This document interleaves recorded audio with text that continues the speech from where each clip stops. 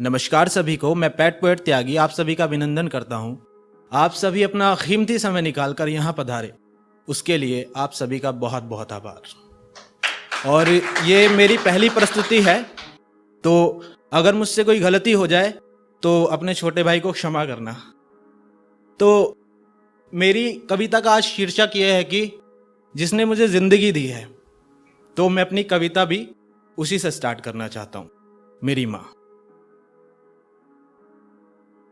बचपन से आज तक ना जाने कैसे बड़ा हो गया हूं, बचपन से आज तक ना जाने कैसे बड़ा हो गया हूं, तेरे कदमों की छाया पाकर आज मैं अपने पैरों पर खड़ा हो गया हूं। कि बचपन से आज तक ना जाने कैसे बड़ा हो गया हूं, कि तेरे कदमों की छाया पाकर आज मैं अपने पैरों पर खड़ा हो गया हूं। उसकी परछाई भी अगर दूर हो जाए तो मैं घबरा जाता हूं, उसका स्पर्श ना महसूस हो तो मैं सोते हुए गहरी नींद से भी जग जाता हूं, और अगर उसके पल्लू की परछाई भी प्रतीत होती है तो मैं उसे देख चुप सो जाता हूं।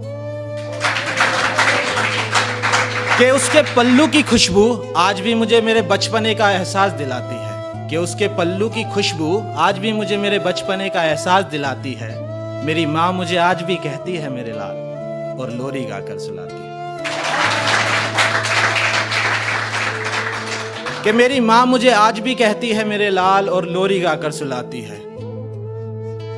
घर के भूख प्यास को छोड़ छाड़ कर घर के कामों में लग जाती है, अपने हिस्से की रोटी भी वो हमको क्यों खिलाती है। कि मेरी खुशी की कोई सीमा नहीं रहती, कि मेरी खुशी की कोई सीमा नहीं रहती, जब मेरी माँ अपनी कोमल उंगलियों को मेरे बालों में सहलाती है। मेरी माँ मुझे आज भी कहती है मेरे लाल, और लोरी गाकर सुलाती है। उसके गुस्से में भी कितना प्यार छिपा है वो कभी नहीं बतलाती है। गुस्से में आकर डांट फटकार कर फिर वो खुद अपने आंसू रोक ना पाती है। कि मेरी माँ मुझे आज भी कहती है मेरे लाल, और लोरी गाकर सुलाती है। कि मैं इतना काबिल नहीं हूं जो उस महान जननी के बारे में लिख पाऊं, कि मैं इतना काबिल नहीं हूं जो उस महान जननी के बारे में लिख पाऊं। मेरे हाथों की लिखाई कांप उठती है उसे लिखते हुए, अब उसके बारे में मैं क्या क्या बतलाऊं। कि कोई मुश्किल हो, दुख हो या दर्द हो, वो सामने खड़ी पाती है। मेरी माँ मुझे आज भी कहती है मेरे लाल, और लोरी गाकर सुलाती है। मैंने कहा माँ, चेहरे पर थकान हो चली है, अब तो रुक जाओ। माँ, उम्र के साथ हाथों की लकीरें मिट चली है, अब तो रुक जाओ। माँ, हमें अपनी सेवा करने का अवसर कब दोगे।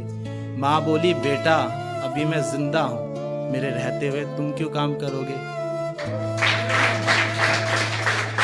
माँ बोली, बेटा मैं अभी जिंदा हूं, मेरे रहते हुए तुम क्यों काम करोगे।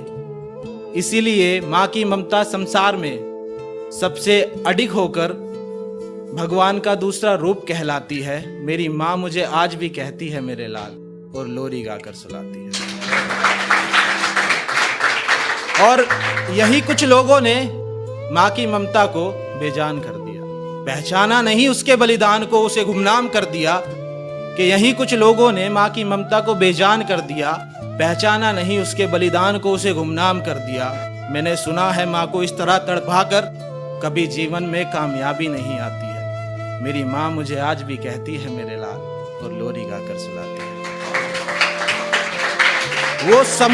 वो समुद्र को संभालता चंद्रमा है, वो मछलियों को पालता तालाब है, वो खेतों को सींचता किसान है। माँ की ममता पर कभी शक मत करना, वो हिमालय पर्वत सी जटिल महान है। कि माँ को अपने बच्चों से कभी कोई स्वार्थ नहीं होता, कि माँ को अपने बच्चों से कभी कोई स्वार्थ नहीं होता। मेरा मानना है कि अगर माँ नहीं होती दुनिया में तो शायद ये सकल संसार नहीं। बहुत बहुत धन्यवाद सभी को अपना कीमती समय देने के लिए। मैं अपनी कविता को यहीं विराम दूं।